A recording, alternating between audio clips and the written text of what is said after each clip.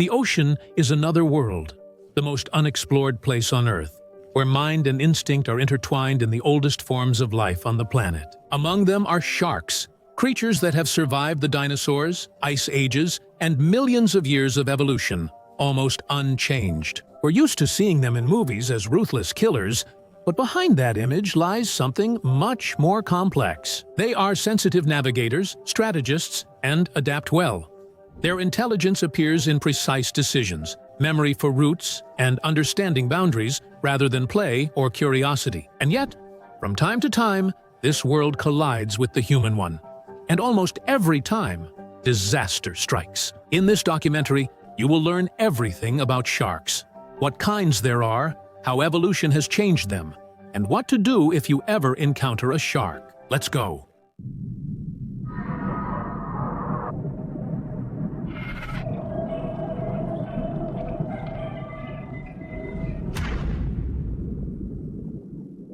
Features of sharks. A shark doesn't have permanent teeth.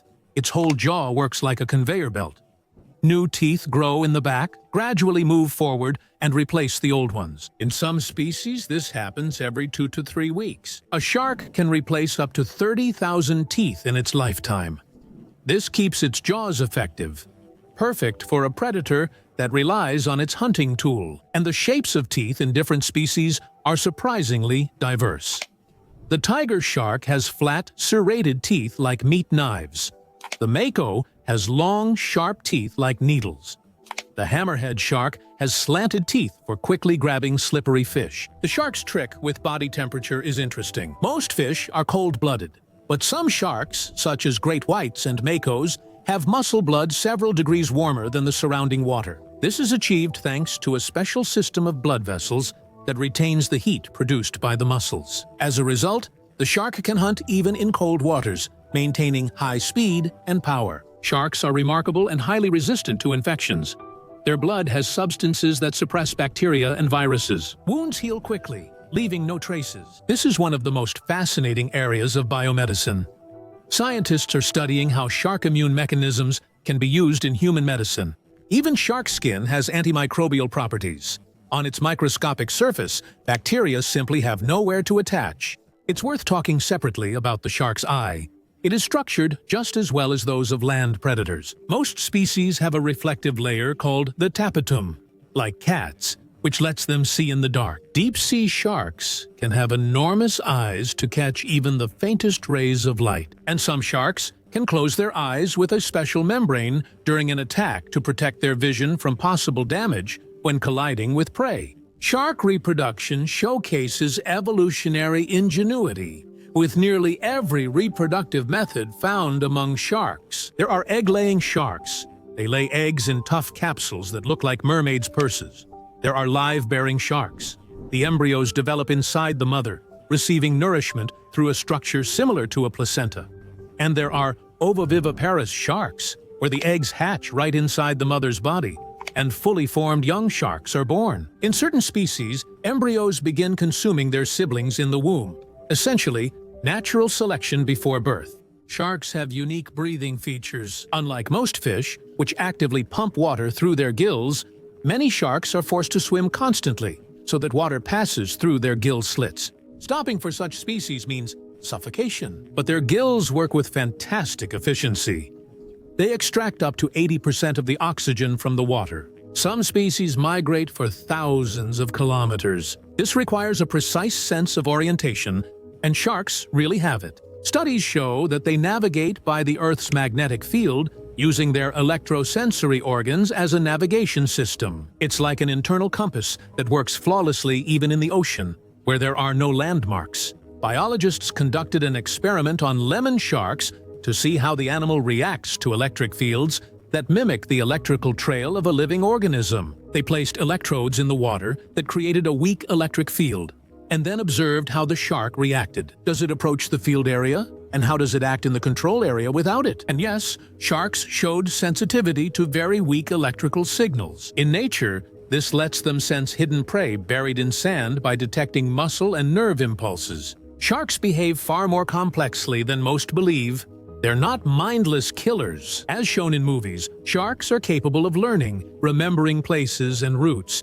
and even responding to visual signals. Whale sharks, for instance, revisit the same spots annually, as if guided by invisible paths. Hammerhead sharks have been observed to display elements of social structure. They gather in groups where there are leadership roles. There is also a well-known phenomenon called tonic immobility, in which sharks temporarily enter a state of immobility when turned onto their backs. In this state, the animal's muscles completely relax and movement stops. This occurs when normal body orientation in space is disrupted. The vestibular systems and skin receptors send signals to the brain, which are interpreted as an emergency situation. A protective mechanism activates, causing muscles to shut down and movements to freeze. Outwardly, it appears as deep sleep or a trance, but the shark remains conscious. Scientists think tonic immobility in sharks isn't a defense mechanism, but an evolutionary leftover. Hundreds of millions of years ago, ancient sharks may have used this survival technique, but many species eventually lost it. For a perfect predator, this is more of a vulnerability than an advantage. Scientists, veterinarians who need to examine the animal, and divers sometimes use this flaw in the shark's system, but it shouldn't be abused. Prolonged immobility causes stress and risk for animals, disrupting ventilation, gills, and gas exchange in many species. And believe me, not everyone can flip a shark. Evolution.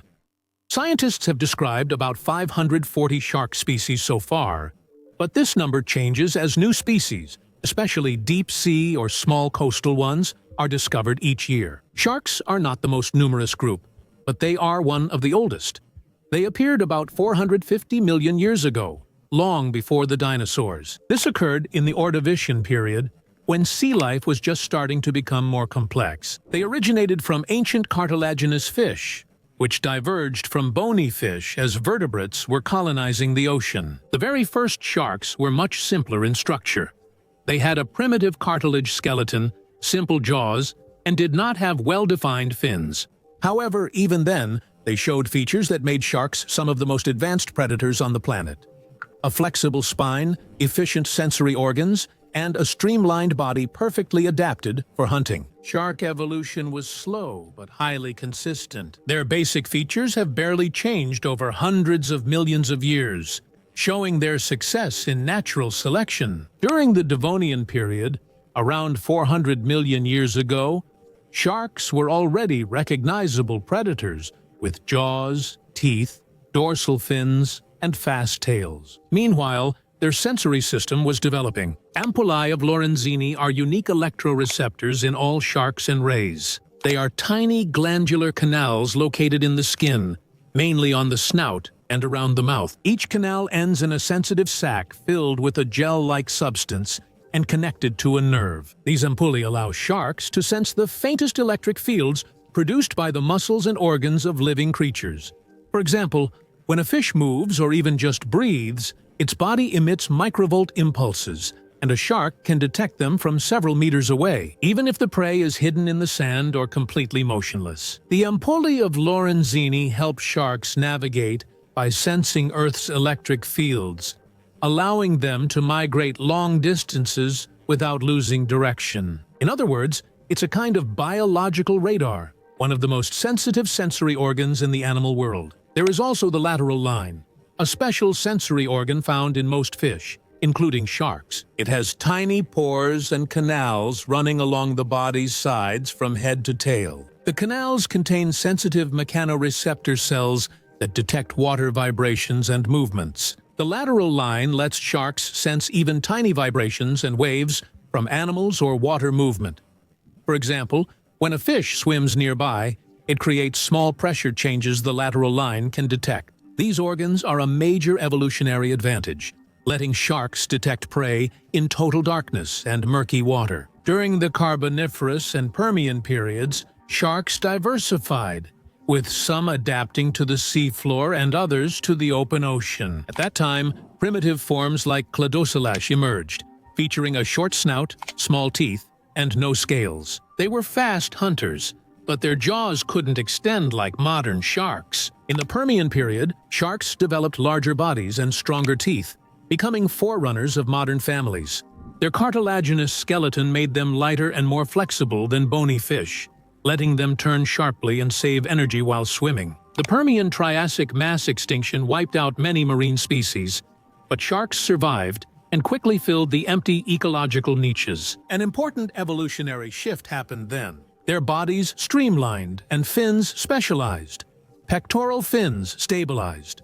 Dorsal fins provided stability, and the tail became asymmetrical.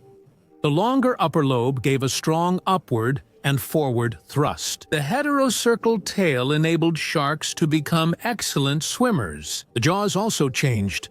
They became mobile and could extend forward, capturing and holding on to slippery prey. The evolution of teeth was especially active.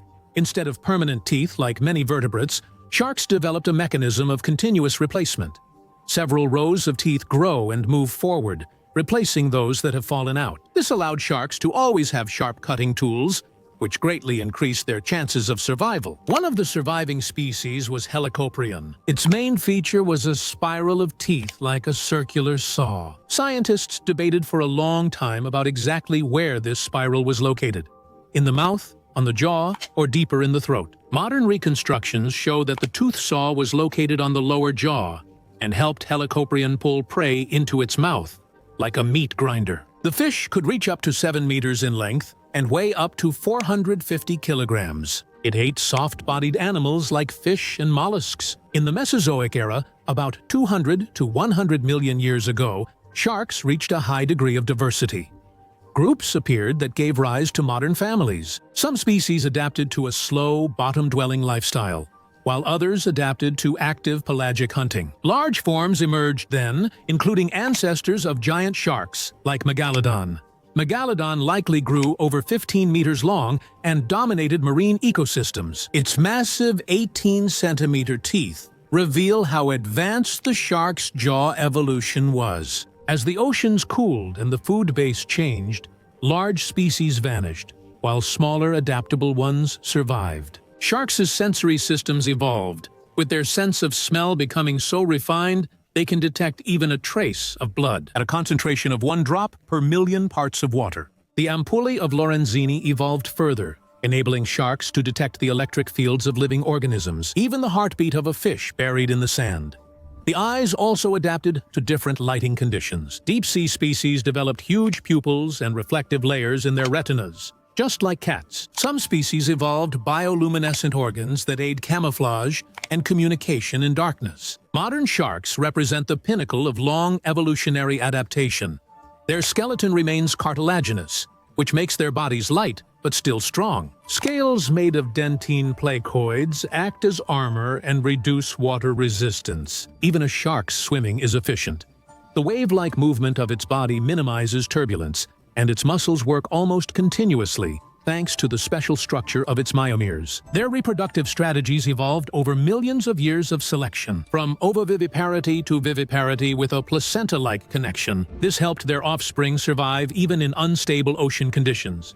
Evolution, natural selection, adaptation to various niches, and changes in sensory organs and feeding apparatus have made sharks among the most resilient organisms on Earth. While many groups faced mass extinction, sharks survived by adapting their shape, behavior, or hunting strategy. And that's why today, almost 500 million years later, they still remain some of the most perfect predators created by nature. Shark species. All sharks belong to the class of cartilaginous fish and are divided into 8 main orders. Let's look for the most interesting species, starting with the lamniforms. These are the elite sharks, fast, strong, and built for perfect attacks. The main star is the white shark. It's called the great white. No surprise, it grows up to 6 meters long, reaches 40 km/h, and sees better than a cat. Its relative is the mako shark, an ocean sprinter capable of leaping out of the water up to 6 meters high. But the sand tiger shark seems clumsy. It swims slowly, but makes up for it with cunning. Before attacking, it swallows air to hover motionless in the water. Among the lamniforms, there is also the mysterious goblin shark, a deep-sea nightmare with a protruding catapult-like jaw that shoots forward in a fraction of a second. Next are requiem sharks, the largest family with over 270 species, from the majestic tiger sharks to the bold bull sharks. which are even capable of swimming in fresh water. The tiger shark is named for its stripes, but its behavior is even more fascinating. It's an underwater scavenger, consuming anything it finds, from turtles to license plates. Both have been found in its stomach. The bull shark is known for its ferocity and record for the longest river swim, having been caught 3,000 kilometers from the sea. Reef sharks are a separate caste. They are as graceful as cats and patrol the corals with predatory elegance. The blue shark is also included here, streamlined as if made of steel, traveling thousands of kilometers to follow schools of tuna. If lamniform and requiem sharks are ocean hunters, carpet sharks are masters of camouflage and calm. Their bodies display oriental carpet-like patterns, and their behavior is pure cunning. The whale shark is the most famous, growing up to 18 meters long and known for its peaceful nature.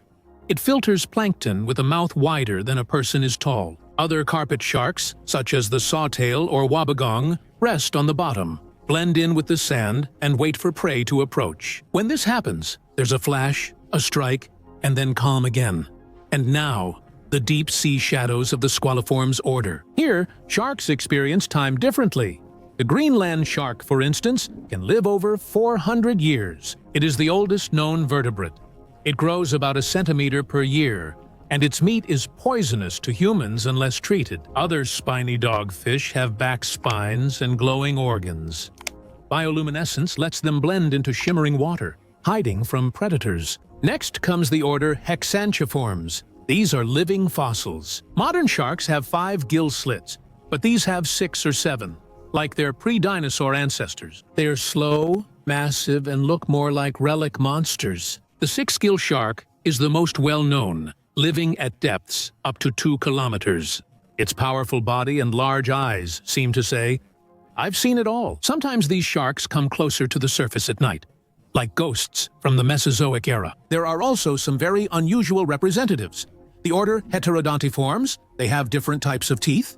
The front ones are sharp for grabbing, the back ones are flat for crushing shells. These are true gourmets, specializing in mollusks and crabs. The order's symbol is the horned shark with 2 horns above its eyes.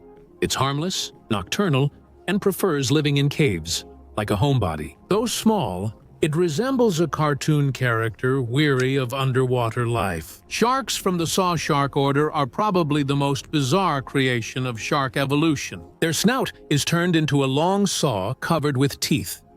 This saw is not just for decoration. With its help, the shark slices through the water to detect prey by electrical impulses and then delivers lightning-fast strikes. They are small, up to 1.5 meters, but very precise in their movements. And finally, the order Squatiniforms. They are flat, like rays, and live as ambush predators. Their bodies are adapted for burrowing into the sand, leaving only their eyes and mouth exposed. When a fish swims by, the angel shark shoots forward with a speed that would make a cat jealous. Their fins are spread out, their snout is wide, and their behavior is a mix between a yogi and a shadowy killer. Sailors in ancient times called them sea angels due to their unique shape. Now, let's get back to sharks. Shark intelligence. In the public mind, a shark is a killing machine, cold and thoughtless. But science is increasingly proving the opposite. Sharks are not just... They react to stimuli, analyze, remember, make decisions, and even display curiosity. Their behavior can't be reduced to mere instinct. It's much more complex than it seems. To understand this, you need to look inside their brain, surprisingly developed, though unlike a mammal's brain. A shark's brain is actually quite small in size. On average, it makes up about 0.008% of their body mass, which is less than in humans. But size isn't all that matters. This brain structure tells a different story. Sharks have a well-developed frontal lobe for learning and processing information, which is uncommon in fish. In many species, it also controls spatial memory and orientation. For example, sharks remember reef locations, migration routes, and prey spots. Some return to the same places years later, as if they remember an underwater map. This occurs in horned sharks off California, which return to the same caves to breed year after year, even after long gaps. Sharks, other sharks. Experiments in aquariums show that sharks are capable of learning from experience. In one series of observations, sharks were offered to press their noses on a panel to get food. After a few attempts, They understood the principle and performed the task without mistakes. When the panel changed color, the shark adapted, showing it could link the stimulus to the result and change its behavior. In another study with nurse sharks, scientists noted that the fish could distinguish shapes and even colors. They could pick the correct object when it was linked to a reward. This is more than a conditioned reflex. It's the start of conscious choice. Some species show remarkable social behavior. Hammerhead sharks, for instance, usually live alone but form large groups at certain times. It used to be thought that this was just coincidence or migration, but now there is evidence that they form hierarchical structures. Young ones stay on the edges, while adults gather safely at the center. Sharks show notable intelligence when hunting, as seen when a great white shark attacks a seal. It's not a mindless strike. It first circles from afar, gauges current speed and light direction, then selects its attack angle, usually from below or the side, where prey's silhouette is clearer against the surface. Sensor studies show that before striking, a shark briefly increases its heartbeat, as if preparing its muscles for peak performance. This coordinated response involves complex neural activity. Shark and human interactions are also fascinating. When someone is in the water, sharks usually circle and investigate before attacking. It examines what's ahead, a competitor, prey, or threat, in what's known as a test contact by scientists. Sharks often touch people with their noses. There are sensors there that read information about the body's electrical signals, and only in very rare cases does an attack occur. Sharks have sometimes acted cautiously or shown interest around people. Divers who work with large predators like tiger or great white sharks say that they are able to distinguish people by their behavior. For example, if a person panics and makes sudden movements, the shark becomes alert. If the person moves calmly and without threat, the shark comes closer but does not attack. In nature, this makes sense.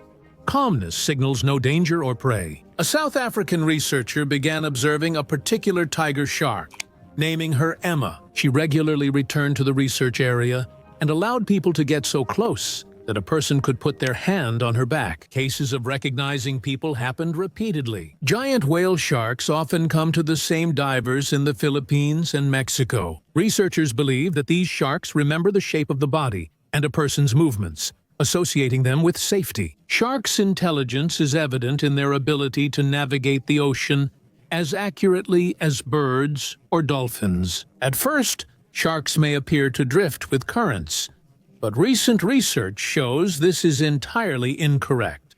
When biologists began equipping sharks with satellite transmitters, it became clear that many species make regular migrations along strictly repeated routes. For example, blue sharks and oceanic whitetips can cross the Atlantic Ocean, returning to the same place after months or even years. Studies show this is no coincidence. The animal doesn't just follow scents, but uses an internal map of space, a kind of biological global positioning system.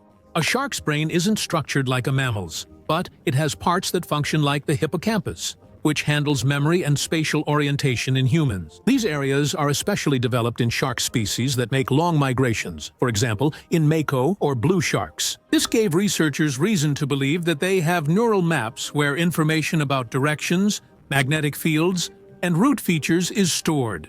Experiments confirmed this hypothesis. Scientists put young sharks in special tanks with altered magnetic fields and watched how they changed direction. When the field simulated the geomagnetic profile of a distant area, the sharks swam in a direction corresponding to returning home. This shows the ability to sense Earth's magnetic field for navigation, like sea turtles. However, magnetic reception alone isn't enough for precise return. Reef sharks can remember details of their surroundings, such as rocky grottos, underwater ridges, and water conditions. According to the data, they store all this in their spatial memory. Horned sharks were tested in an artificial maze with multiple turns. After several tries, the sharks immediately chose the correct path, and within weeks, made no mistakes. Even after changing the light and scent cues, they still found the exit, relying on their internal map. Moreover, sharks have been found to possess sensory neurons capable of detecting subtle gradients of pressure, currents, and temperature. This gives them a sense of a dynamic environment, not just coordinates, but a complete picture of the ocean. where every detail helps them understand where they are. A shark perceives the ocean as a whole system, not just separate points. The blue shark exemplifies this. Researchers at the University of Rhode Island used satellite tags to track its 9,000-kilometer ocean journey, finding it returns to the same feeding spot with accuracy within a few dozen kilometers. Moreover, when the water temperature changed, the shark adjusted its route. It moved along the optimal thermocline, which is the layer of comfortable temperature. This means that it combines route memory, sensory feedback, and response to environmental conditions.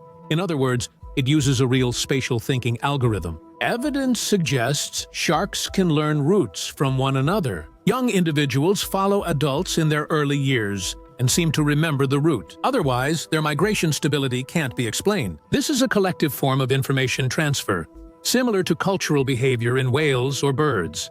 Sharks' behavior around people reveals much about their cognitive abilities. Divers who work with them regularly claim that sharks are able to recognize a person's mood. It may sound poetic, but there's a logical reason. A shark picks up on heart rate and the electrical activity of muscles. If a person is calm, the signals are steady. If they're scared, the signals are chaotic. For a shark, this is as clear as facial expressions are for us. Sometimes, the interaction between people and sharks turns into real cooperation.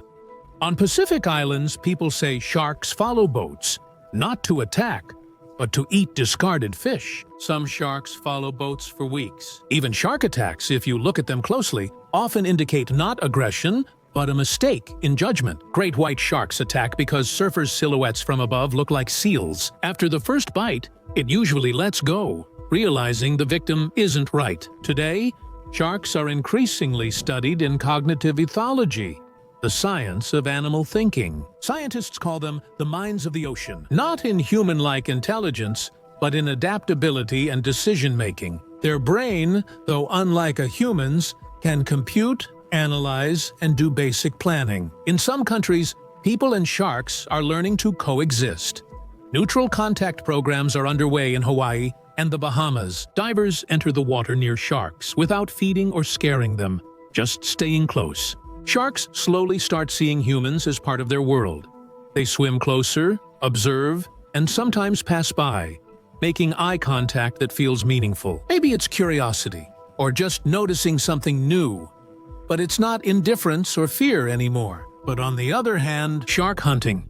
Just about 100 years ago, a person who could kill a shark was considered a hero. Today, however, attitudes toward this activity are rapidly changing. And, of course, not without reason.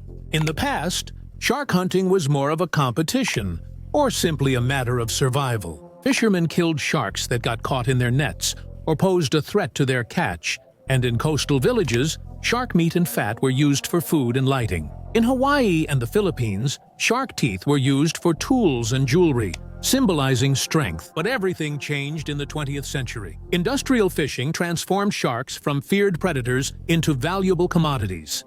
Now, economic gain is the main reason for hunting sharks. The fins, not the meat, ended up being the most profitable product. Finning is the cruel practice where the fins are cut off a live shark and the animal is thrown back into the sea. Without their fins, sharks can't swim effectively.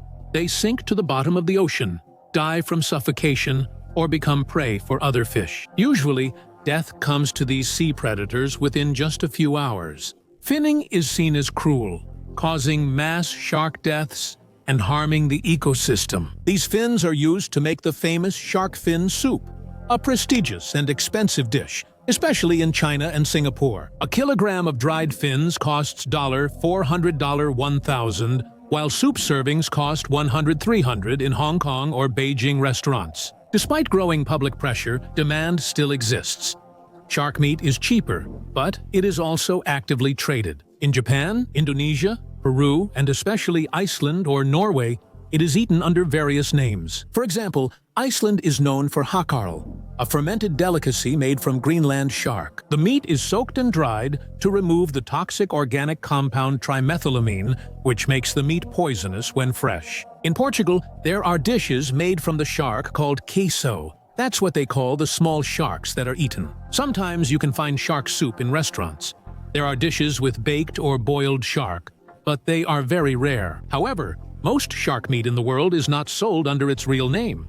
It is often passed off as swordfish, cod, or even tuna. Every year, 7,100 million sharks are killed globally, while over a third of known species face extinction. Among the most affected are the giant shark, the oceanic white-tip shark, the hammerhead shark, as well as various species of mako sharks. These species are especially at risk due to slow growth, late maturity, and few offspring. For example, female mako sharks can be pregnant for up to 18 months and give birth to just 4 to 12 pups. Another huge problem with the structure is that many sharks die not because of targeted hunting, but as bycatch. Hundreds of thousands of sharks get tangled in nets set for tuna, marlin, or cod and are simply thrown overboard. According to the Food and Agriculture Organization, the United Nations Food and Agriculture Organization, and World Wildlife Fund, this factor has been the main reason for the decline of the oceanic white-tip shark population by more than 90% over the past 60 years. Given this, several countries have begun imposing strict restrictions. In 2013, the European Union completely banned the practice of finning. Now, all sharks must be landed in ports with their fins intact. The United States, Canada, Australia, New Zealand, and several Caribbean countries have adopted similar measures. Since 2012, China has been gradually reducing the consumption of shark fin soup, banning it at official banquets. Hong Kong, once a hub for the shark fin trade, now labels shark products publicly and requires their origin to be stated.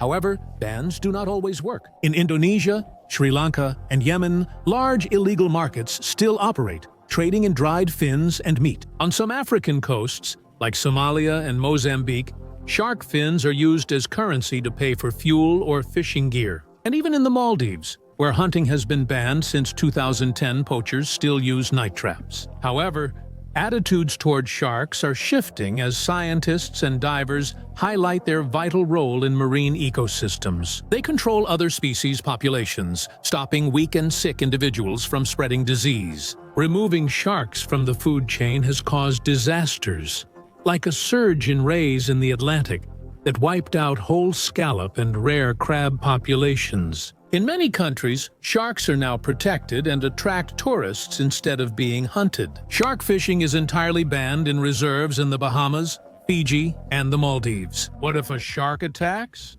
Don't think of sharks as ocean pacifists. A predator is still a predator, even if it's not interested in you right now. And people's fear of sharks didn't just appear out of nowhere.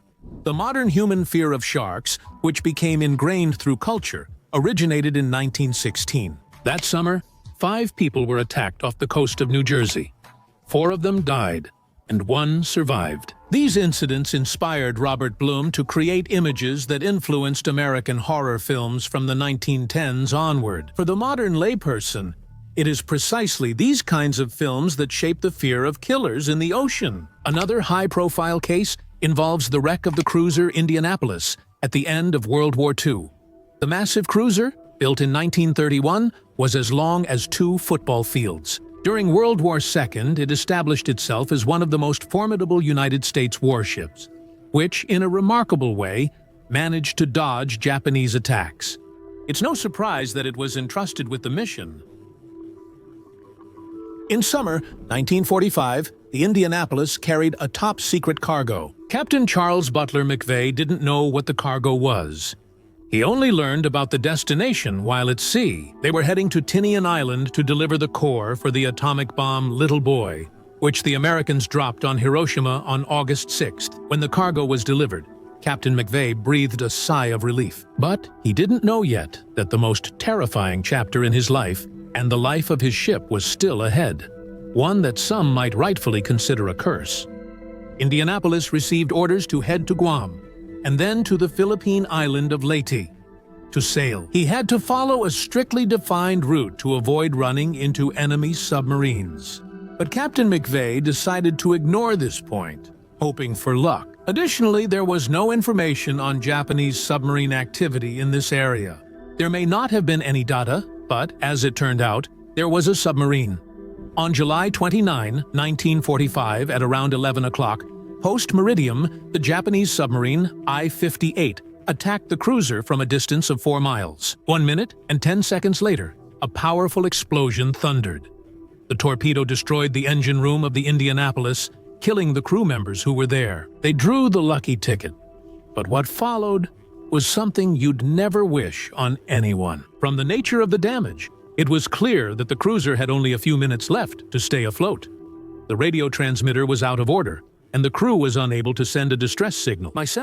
It was later discovered that the radio operator of Indianapolis still managed to send and save our soul's signal over the air. At least 3 American stations received it, but they either ignored it or took it for Japanese disinformation. Captain McVeigh gave the order to abandon ship. He tried to encourage the crew, promising them that they would be found soon since they were in an area where ships constantly passed by. Exactly 12 minutes after the collision with the torpedo, the Indianapolis, shuddering under the furious rush of water pouring into the huge breach, sank to the bottom. And along with her, about 300 out of 1,196 crew members. For 3 days, until help arrived, a terrible drama unfolded in the middle of the ocean. The surviving sailors were scattered across an area of more than 250 square kilometers. Only some of them managed to put on life jackets. Some were lucky enough to find rafts in the water and were able to climb onto them. During the night, many of the seriously wounded died. Some of the sailors were delirious after swallowing spilled fuel from the surface of the water. The new day greeted the crew with a scorching sun that pushed their tired bodies to total exhaustion. By the second day, dozens of hungry sharks surrounded the site of the wreck.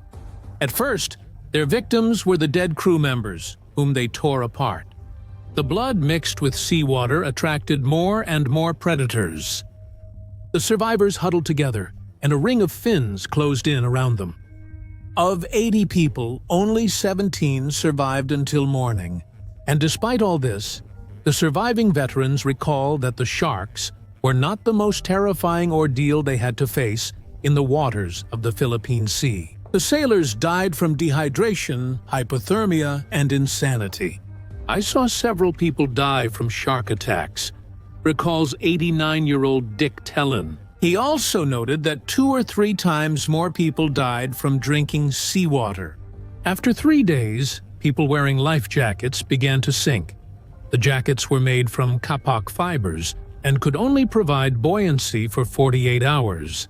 Because no one got the distress signal from the sinking Indianapolis, no one thought to search for the cruiser. On August 2, an American pilot patrolling the area accidentally discovered the half-dead sailors. After the pilots reported it, a seaplane and American military ships were sent to the area. A documentary film, Ocean of Fear, The Most Terrifying Shark Attack, and a feature film, Cruiser, starring Nicolas Cage, were made based on this tragedy. They managed to pull only 321 people out of the water alive, 5 of whom died on board the rescue ships. 883 sailors died from dehydration, wounds, and heat stroke. Some committed suicide, some went insane, and others were eaten by sharks. Survival stories can be as remarkable as murder nightmares. Rodney Fox is an Australian who, in 1963, while spearfishing, ended up in the jaws of a great white shark. His story is about more than pain. It's also about a miraculous rescue. Fox survived with severe injuries and then dedicated his life to studying and protecting sharks, helping science understand the behavior of great whites and organizing expeditions. There's also the story of Bethany Hamilton.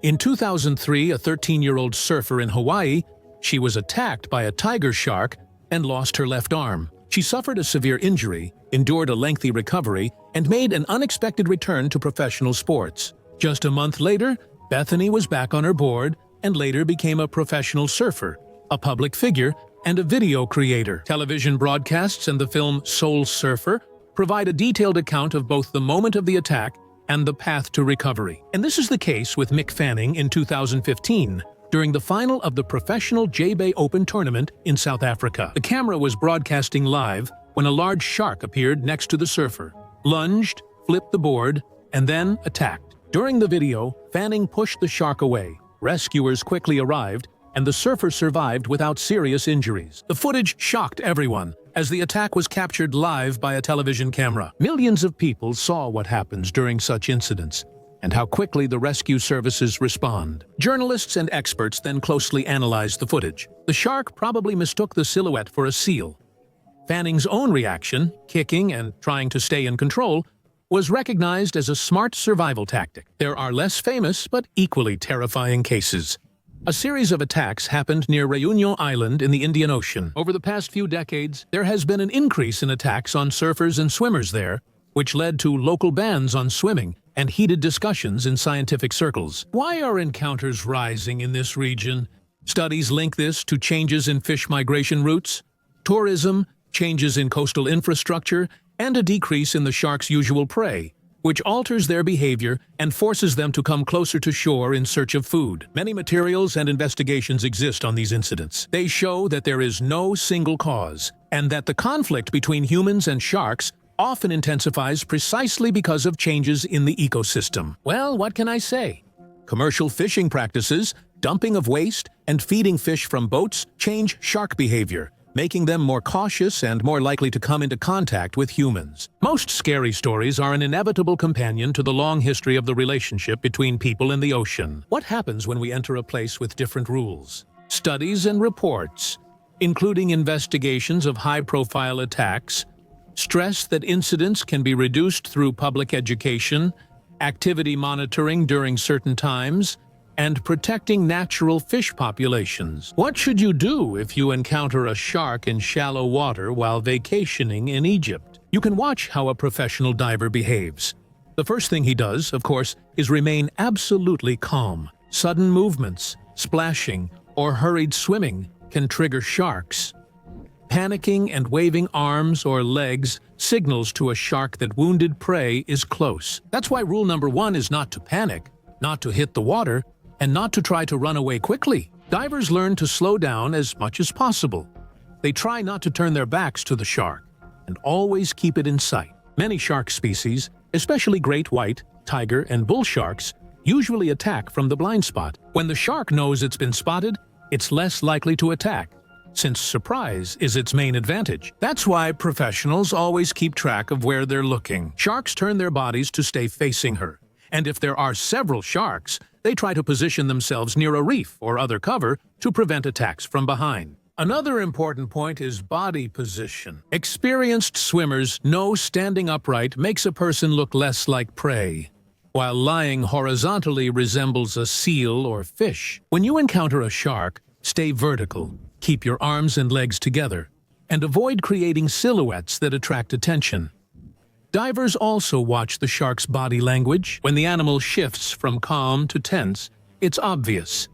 Its movements quicken, pectoral fins lower, back arches, and it moves closer to its prey. This is a signal that it sees the object as a threat or potential prey. At that moment, the most important thing is not to provoke it. Experienced divers sometimes gently push the shark away if it gets too close, not with a blow, but with a firm touch to the nose or the side of its snout. The ampullae of Lorenzini, sensitive electroreceptors, are located here. This is unpleasant for the shark and makes it retreat, but it doesn't cause panic. Some divers use special protective equipment, metal suits made of chainmail fabric, and devices that create weak electric fields. The electric repellent causes the shark to feel sensory overload. It's not pain, but irritation, and it leaves. But professionals emphasize that no technology can replace proper behavior. Most successful encounters with sharks ended well precisely because of this remedy. People behaved calmly and respectfully. Sharks typically approach out of curiosity to study something new. At these moments, divers show confidence, stand tall, make eye contact, and don't retreat. If a shark sees a human as equally strong, it usually backs off. Many experienced instructors say that the most dangerous thing is to show fear, because chaotic movement or trying to run away often becomes the final mistake. If a shark approaches directly, divers choose a strategy of contact without aggression. This means controlling the distance, keeping your hands ready, but not waving them. If the animal gets too close, carefully place an object like a camera, fin, or flashlight between you and the shark. Sharks usually respect personal space and don't push through if there's a visual barrier in front of them. There are also extreme situations when a shark is really persistent and is preparing to attack. Then the rule changes. If contact is unavoidable, act decisively. Divers know sharks are very sensitive at the snout tip, eyes, and gill slits. These aren't weak spots in the Hollywood sense, but areas where a touch or a blow can disorient the animal. A firm touch to the nose or gill area usually makes the shark back off. The main thing is not to strike chaotically, and not to give the impression of helplessness. But of course, an ordinary untrained person can't hit the pressure points. Professionals also know the time and place where the risk is higher. Early morning, sunset, murky water, areas near river mouths or fishing spots. That's where more smells, noise, and prey make shark behavior less predictable. Selecting the right time and place to dive helps avoid unnecessary encounters. If you encounter a shark showing interest, remember, panic causes more harm than the shark itself. Those who stay calm, watch the movements, and control their breathing have a great chance of getting out of the situation without a scratch. The most interesting thing is that most professional divers who have been near sharks dozens and dozens of times don't see them as a threat. They say they feel mutual respect. The animal sees the person as part of the environment, not prey. That's why the main rule is simple. Don't try to defeat the shark. Try to be part of its world. And on that note, we'll wrap up. Over millions of years, sharks have become perfect survival machines, but not soulless ones. Their actions have logic, caution, and something resembling respect for the life around them. They can kill, but usually avoid attacking. Studying them helps us better understand nature. And perhaps the main lesson is that respect for the shark is respect for the ocean, and respect for the ocean is respect for life on Earth.